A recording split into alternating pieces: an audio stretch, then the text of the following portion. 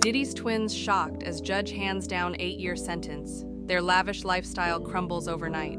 Let's break this down. This case has been dragging on for nearly a year, and after Diddy beat the heavier charges last year, most people assumed he'd walk away with just time served. His twins were even out here flaunting their luxury lifestyle, acting untouchable. So you can imagine the shock when news broke that not only was Diddy not walking free, but he's heading to prison for a very long time. Talk about a brutal reality check. And honey, it's messy. Now, as wild as this sounds, a lot of it comes down to how Diddy's legal team fumbled the sentencing phase. Fans say they got a little too confident after dodging the big charges at trial, thinking things would keep going their way. But nope, that's not how it played out. Judge Aaron Subbermanian, who was handling the case, told both the prosecution and Diddy's lawyers to bring forward examples of defendants sentenced for violating the Mann Act, the same charge Diddy faced. But here's the twist. The judge specifically wanted cases where the defendants were first-time offenders, just like Diddy. This was supposed to clear up all the back and forth between Diddy's team and the prosecution about what sentence would be fair. But instead, things took a turn. Instead of giving the judge what he asked for, Diddy's defense went for volume over quality. They pushed for probation and time served, then dumped 63 cases from the Sentencing Commission's database, spanning 2005 to 2024. Plus, they included an even bigger list pulled from Pacer, but admitted that many of those dockets were incomplete, missing sentencing details, heavily redacted, or fully sealed. Their goal was to paint a picture that defendants in similar cases often walked away with probation, community service, or lighter sentences. But as you can guess, with so much missing information, the judge was left without solid examples to rely on. Courts need clean, accurate data to make fair comparisons in sentencing, and this filing just didn't deliver that. Large chunks of the evidence couldn't even be verified. Remember, the judge had asked for a clear joint filing from both sides, something straightforward, organized, and easy to cross-check. Instead, Diddy's defense sidestepped that request and dumped a massive pile of messy documents that were nothing close to what the court wanted. At first glance, stacking up a long list of cases looked like a smart way to make probation seem common.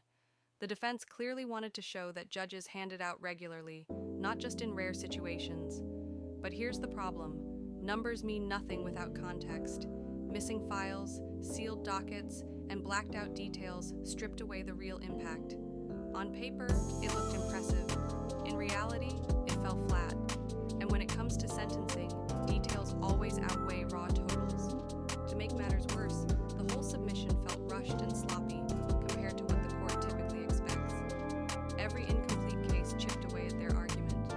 Instead of proving probation was standard, the gaps only made their claims look weaker. At the end of the day, it's not about how many cases you throw at the judge. It's about whether the argument can actually hold up. And unverified evidence just doesn't cut it. Judges aren't swayed by filings that raise more questions than answers. That's where the defense tripped up. With so many flaws, their case lists were at risk of being dismissed altogether. What the court really values is clarity, accuracy, and transparency. A pile of dockets that can't be fully checked simply doesn't meet the court's standard. The defense relied on quantity instead of quality, and it blew up in their faces. That gap gave the prosecution the perfect opening to control the narrative. Instead of strengthening Diddy's case, the defense's filings only highlighted how flimsy and incomplete their evidence really was. It also gave the judge every reason to treat their arguments with extra skepticism. While Diddy's lawyers were flooding the court with messy, unclear documents, the prosecution went in the opposite direction. Their approach was sharp, straightforward, and backed by evidence that could actually be verified. They came prepared with what they called the clean example list. This list included about 80 fully vetted cases, all focused on first-time offenders just like Diddy. Sentences in those cases ranged anywhere from 18 months to 7 years, and when aggravating factors like coercion or obstruction were involved, some stretched up to 8 years. The filing was laid out in a way that made it easy for the court to directly compare those sentences to Diddy's situation. And the prosecution didn't just throw out numbers, they named names and listed exact outcomes. Felica Almastica got 4 years, Christina Green, 5, Rashawn Parks, 6. Brandon Wright, 7. Mark Reiner, 2.5. Dylan Jordan, 5. Ronald Thiels, 18 months. The list was quick to digest, but the message came through loud and clear. Probation was not the norm.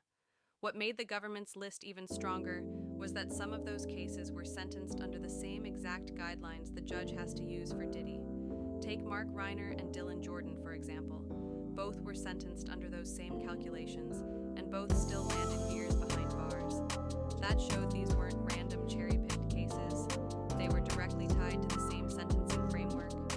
Sure, some defendants got lighter terms, 18 months here, 30 months there, but not a single one walked away with just probation. The prosecution's point couldn't have been more obvious. If other first-time offenders in this category still served time, then probation was never going to fly for Diddy. That approach gave the prosecution a major edge in court. The judge didn't have to sift through redactions or half-sealed documents. Their filing was clear, complete, and easy to review. That kind of straightforwardness not only saved the court valuable time, but also boosted the prosecution's credibility. Side by side, it made the defense's sloppy, half-finished list look even weaker. The defense had been pushing hard for leniency, but the way they presented their case ended up hurting them instead. Against the prosecution's verified, consistent, and well-organized records, the government looked far sharper, more professional, and fully prepared. Rather than leaving the court guessing, they laid out a story that was direct, transparent, and backed by solid evidence. That trust gap mattered, and it showed. Because at the end of the day, courts aren't swayed by sheer numbers. They focus on reliable records and facts that hold up across cases. The prosecution proved that these prison terms weren't outliers, but the standard, which made their 8-year recommendation look fair, not extreme. And as you'd expect, Diddy's twins didn't take it well. Reports claim they were present in the courtroom and were visibly shaken when the sentence came down. Their reaction added emotion to the scene, but in federal court, family tears don't shift the outcome. Sentencing is rooted in precedent, data, and statute, even when the human toll is plain to see. Sure, Diddy's lawyers could have tried to use his daughter's presence as a plea for compassion, stressing how a long prison term would impact his family. But judges stick to the guidelines, not theatrics. From the beginning, this judge made it clear he wanted evidence, not emotional appeals, and the message rang loud. No matter how painful it looked, the outcome would be based on facts, not feelings. From the way the twins have been moving since the trial ended, it's clear they assumed their father would walk free. They've been busy living it up. World travel, luxury vacations, yacht parties, you name it. To be fair, this is the only lifestyle they've ever known. Still, with all the disturbing allegations aired in court, some people saw their flashy displays as tone-deaf. But now that Diddy is staring down 8 years behind bars, let's just say the twins may not be strutting so confidently anymore. Anyway, I want to hear from you. How do you feel about this? And don't forget to check out the next messy video I've got for you.